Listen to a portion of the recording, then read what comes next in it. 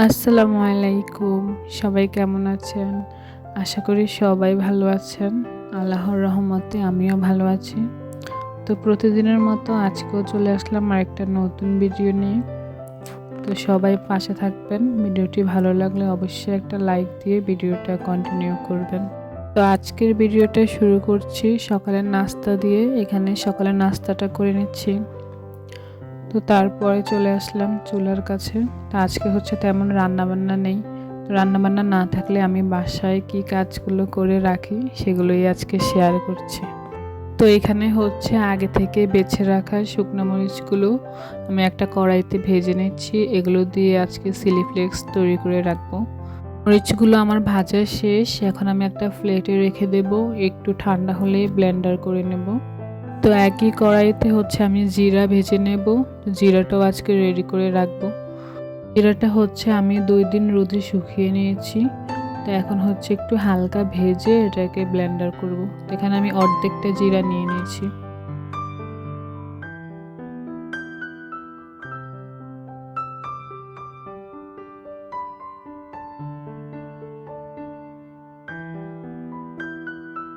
তো সবকিছু হচ্ছে আমার ঠান্ডা হয়ে গেছে। এখন হচ্ছে সবকিছু এক এক করে আমি ব্লেন্ডার করে নেব। তো প্রথমে হচ্ছে আমি শুকনো মরিচগুলো ব্লেন্ডার করে চিলি ফ্লেক্সটা রেডি করে নেব। আসলে এই কাজগুলো রান্নার আগে গুছিয়ে রাখলে রান্না করার সময় খুব বেশি হ্যাসেল হয় না। আর যদি রান্নার ফাঁকে করতে হয় তাহলে খুব বেশি হ্যাসেল হয়ে যায়। তো তার জন্য আমার যেহেতু আজকে রান্নাবান্না নেই, তো তার জন্য আমি হচ্ছে আজকে সব ধরনের মশলা যেগুলো আমার বাসায় শেষ, তো ওইগুলো আজকে রেডি করব। তো কথা বলতে বলতে আমার চিলি ফ্লেক্সটাও রেডি হয়ে গেছে।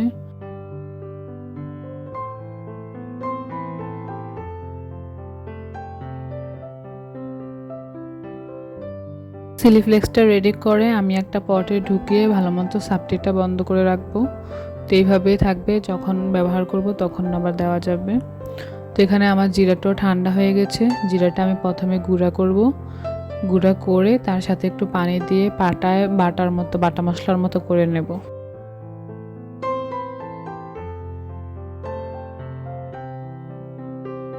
তো জিরাটা হচ্ছে আমি প্রথমে 2 ভাগে গুঁড়া করে নেব। তারপর দোনো ভাগের গুঁড়াটাই একসাথ করে পানি দিয়ে ব্লেন্ডার করে নেব।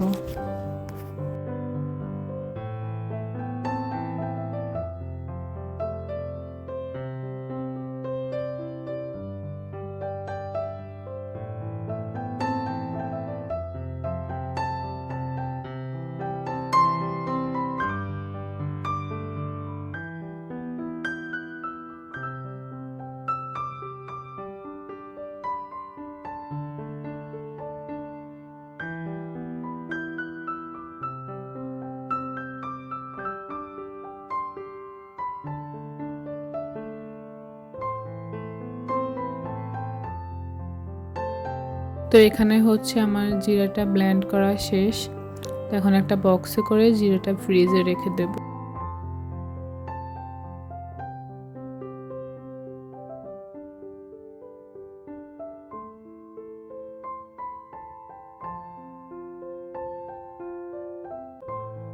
বাটাবাটি শেষ করে আবার চলে আসলাম চুলায়।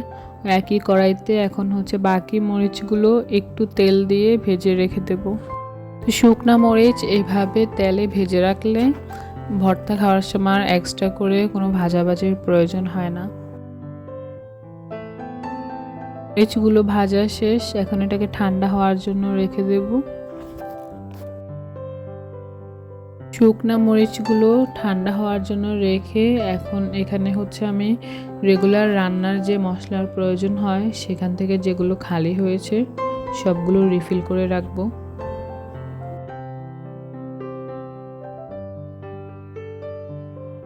তো এইখানে হচ্ছে মরিচের গুঁড়ার বয়ামে আমি একটা চামচ ছিল, ওই চামচটা হচ্ছে নষ্ট হয়ে গেছে। তো আমি বাসায় যে কোনো কিছু নিয়ে আসলে ওইটার সাথে এরকম প্লাস্টিকের চামচ থাকলে সেগুলো রেখে দিই, রেখে এরকম যে কোনো বয়ামে দরকার হলে দিয়ে দিই।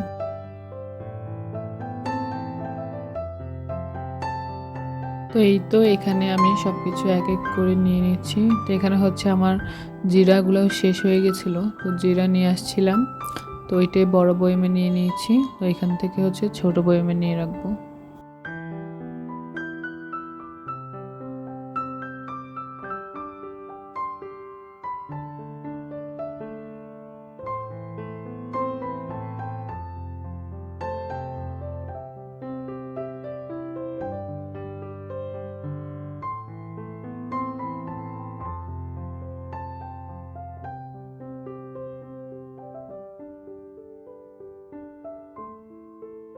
তো সব কিছু আমার রিফিল করা শেষ, লবণটাও নিয়ে নিলাম।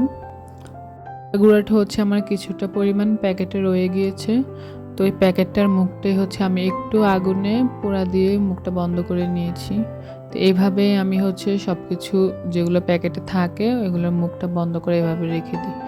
এতে করে আর ভিতরে বাতাস যায় না, কোনো কিছু নষ্ট হয় না। বড় বয়মের মরিচের গুঁড়াও শেষ, তো ওগুলো নিয়ে নিলাম। তো এখন হচ্ছে যে মরিচগুলো আমি ভেজে রেখে এসেছি সেগুলো ঠান্ডা হয়ে গেছে, বয়ামে নিয়ে নেব। তো আজকের ভিডিওটা ছিল এই পর্যন্তই। আমি বাসায় যেসব কাজ করে থাকি রান্নাবান্না না থাকলে সেগুলি শেয়ার করলাম। কারো ভালো লাগলে ভিডিওতে একটা লাইক দিয়ে দেবেন, চাইলে একটা কমেন্ট করতে পারেন। আর অবশ্যই যারা চ্যানেলে নতুন, চ্যানেলটি সাবস্ক্রাইব করে রাখতে পারেন। ধন্যবাদ সবাইকে।